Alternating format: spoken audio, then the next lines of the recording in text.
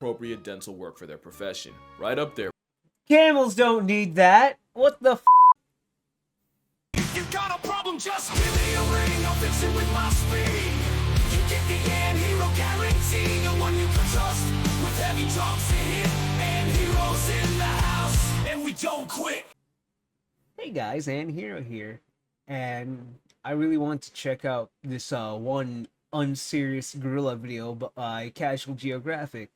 You know, I really like how he loves his animals and how knowledgeable he is, and he's pretty funny.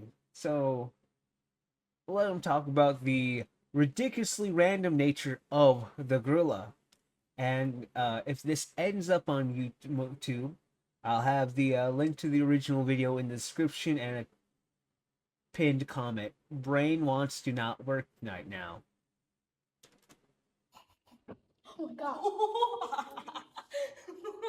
The greatest trick Hollywood ever pulled was convincing the world that gorillas were something. I always love, alright. I love how they always just kind of slide on in, like there's always a random short of them just sliding right on in. Something to be scared of. Whole time it's an ADHD Uber ape built like a practical joke. The gorillini is the opposite of a sleeper build. They look like a flash pass to being full-time horizontal, when really gorillas are unintentionally the most unserious animals on the planet. Almost every character trait that made them feared back in the day actually makes them adorably ridiculous when you have context. Like you've seen this picture, a gorilla beating its chest and maybe you next has to be one of the most intimidating sights in nature. No. The sound though. Yep. That was not edited. Whole time It sounds like popping. this display sounds like an assault on bubble that's a wrap. good King photo. Kong had you misunderstood. Only in a movie would you see this and hear the god of thunder. It's more like someone weaponizing bubble tea in a straw. Put on a blindfold and it's not threatening anybody but Bubble Buddy, because it sounds like his family flatlined by firing squad. It's fitting. It was widely believed that the peg pounding was considered an act of Look war, at but him. newer research says that it might help gorillas avoid conflict. Look at this dude.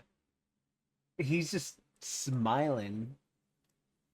Altogether. In a study done by Edward Wright of the Max Planck Institute for Evolutionary Anthropology in Germany, it was found that the biggest, most brolic mountain gorillas actually produce the sounds with the lowest frequency. Something about Yeah, it's really just popping sounds. Like, I don't know how to explain it, but it's just popping sounds. larger air sacs near the larynx, but is considered an honest signal of competitive ability, and between two prime apes, the one with the higher frequency flesh tap might just tap out of a fight before it happens. So the chest beating actually allows smaller gorillas to avoid a fight they'd almost certainly lose, and lets gorillas choose the best option, since bigger males tend to be the first choice for intercourse. That's gonna be painfully ironic in a minute, but we'll get to that bridge.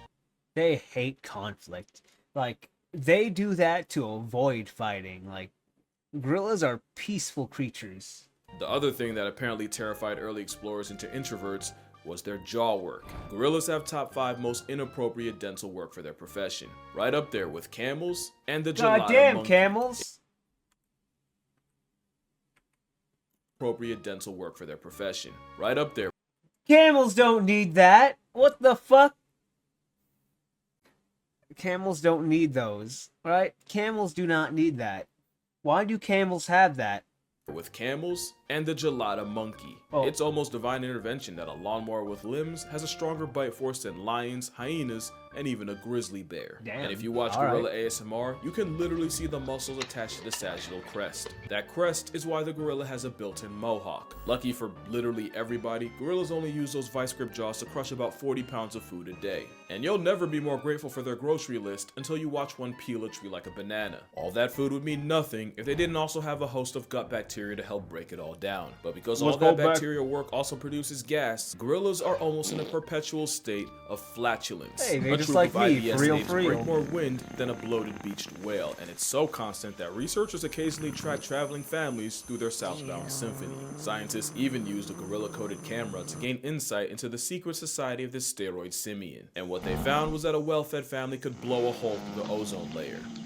And out both ends. According to late gorilla expert Diane Fossey, gorillas burp Just as an like act me, of for real, goodwill for real. and contentment. And you know, in some cultures, letting it out the attic is considered a compliment, but they might as well have gotten it from a knuckle-walking cow ape. On a less audibly offensive note, gorillas have also been recorded singing while they eat. Researchers refer to it as a chorus of appreciation. It's pretty cool, check it out.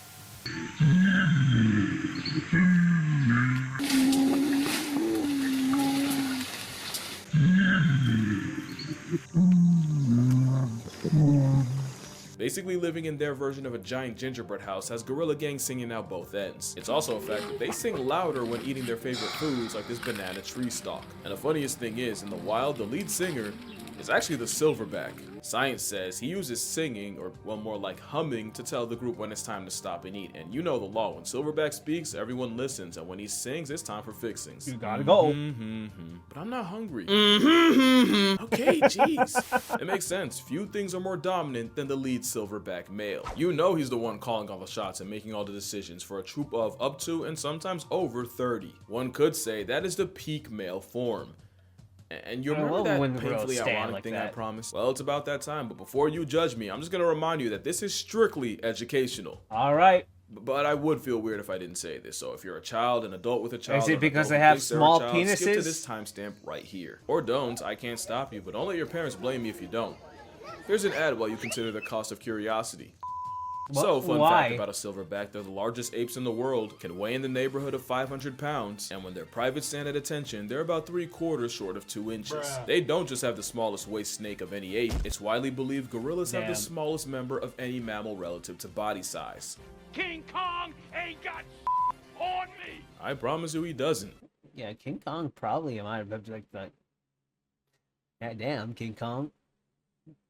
In fact, if we scaled for size, you have a better chance at Subway of seeing a foot long than from a Giga Kong. I swear I'm not just using this for richer jokes, there's actually a reason gorillas ended up hung like a hamster. When you look at how all the great apes measure up, you'll 1. End up on a list, incognito can't save you, but 2. You'll realize humans have more appendical advantages than just a long thumb. Hey, how's it going? Chimps, bonobos, and orang I don't know what I was expecting for that. are roughly about the same, but nature seemed to maliciously undercut gorillas in particular. Believe it or not, it's a Damn, direct gorillas. reflection of how they live. Chimpanzees live in polyandrous packs where females can mate with multiple males, so there was evolutionary pressure for them to develop heavy huevos, since the more baby batter one can produce, the better chances one of his little swimmers wins the race to reality, which led to chimps having a massive man purse. I feel dirty. With humans, they it's got believed the that balls. earlier variants may have selected They don't skip ball day. for the more groinally gifted, especially with humans being more bipedal. It'd probably be more of a factor. Eventually, that led to humans having more to flex under the waistband than just 9mm. But with gorillas, it's different. They often live in harems where all the females in a group practice their multiplication tables Damn. with the one silverback, which means they didn't have the selective pressure of dealing with other males like chimps, or even the pressure of females having a choice like humans. Also, another theory is that a larger Nixon might have helped shovel out rival nectar. Again, something a back of silver doesn't have to worry about. It actually ties back to the chest beating. Being an absolute unit was already so much of a flex that evolution didn't have to juice their stats in other ways. But unfortunately, it means gorillas are built like an anti-steroid ad. But also consider this, silverbacks are the embodiment of what podcast bros call an alpha male. If humans were truly meant to take cues from them, forget Snickers, we'd be packing a Skittle. And with that, I am going to power wash my search history.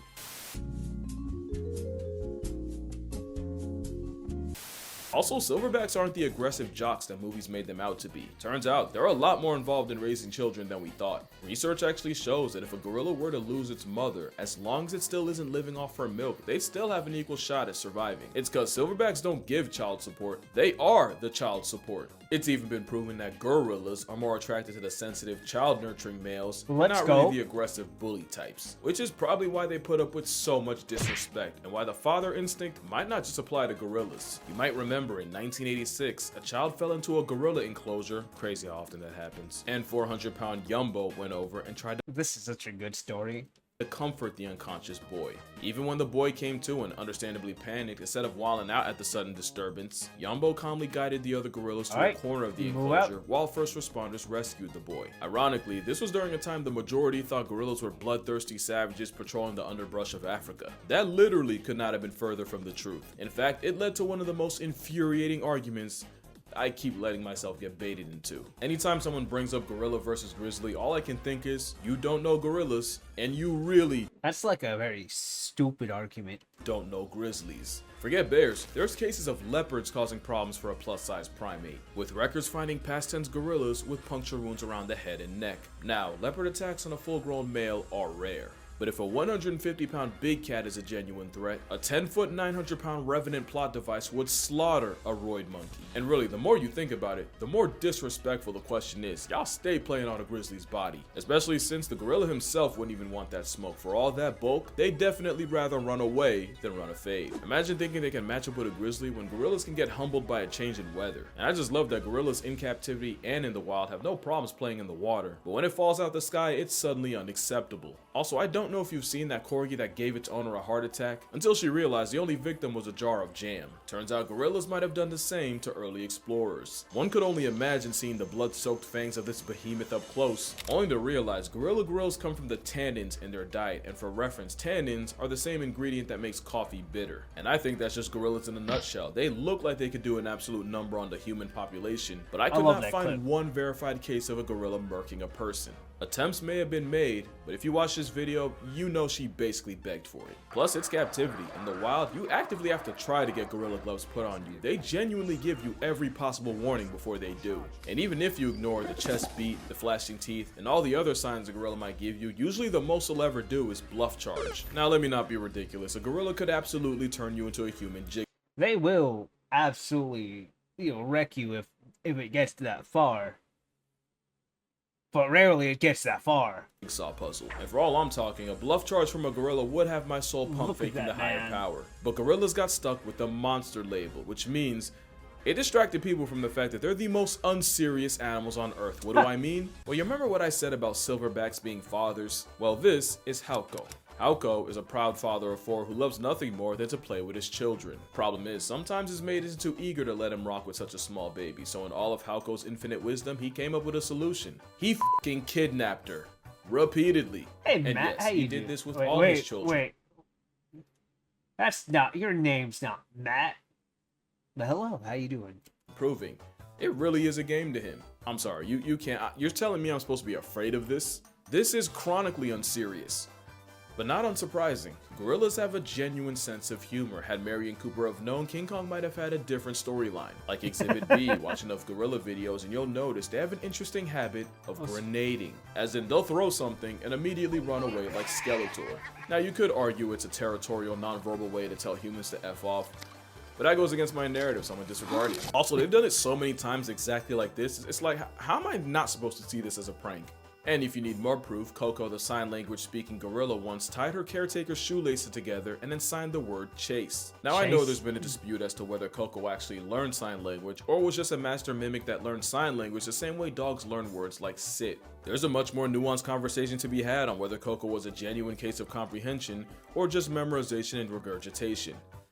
But that's not why I'm mentioning her here. It's because she was involved in one of the most absurd lawsuits I've ever read. Okay. In 2005, 3 female former staff members filed a lawsuit against okay, I think I remember this story.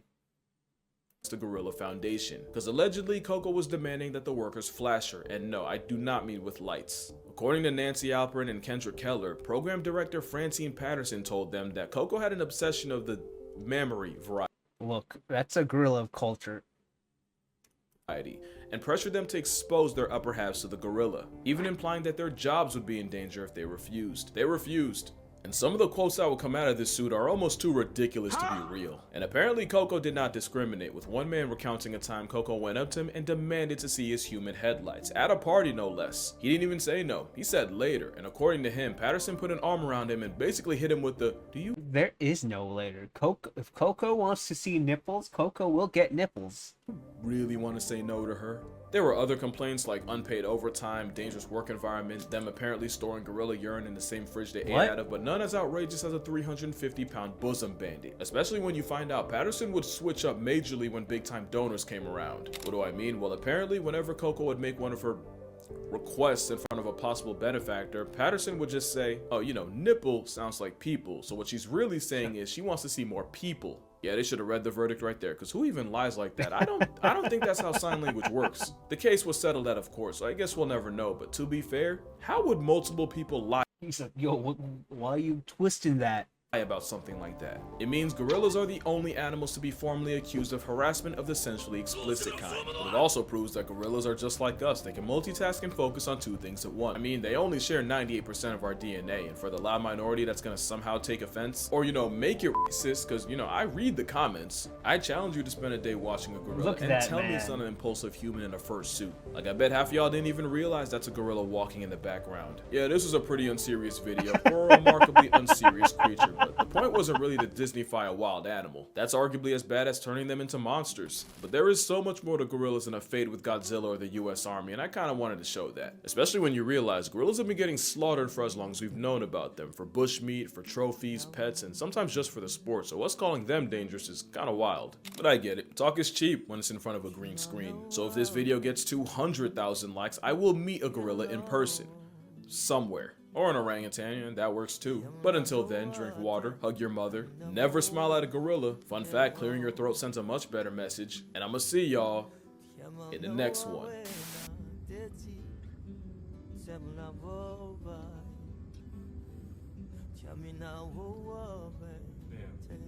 Oh, that's a good shot. That is a good shot. She's looking like dead at it.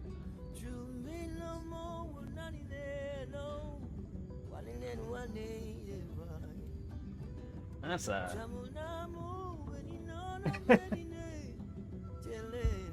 that's cute.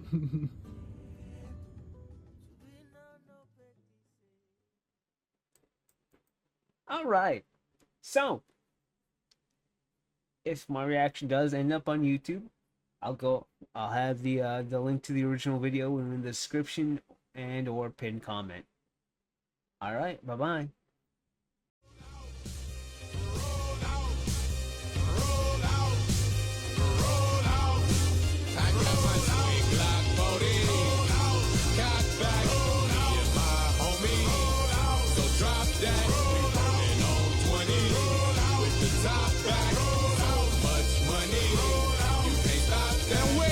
That platinum chain with them diamonds in it.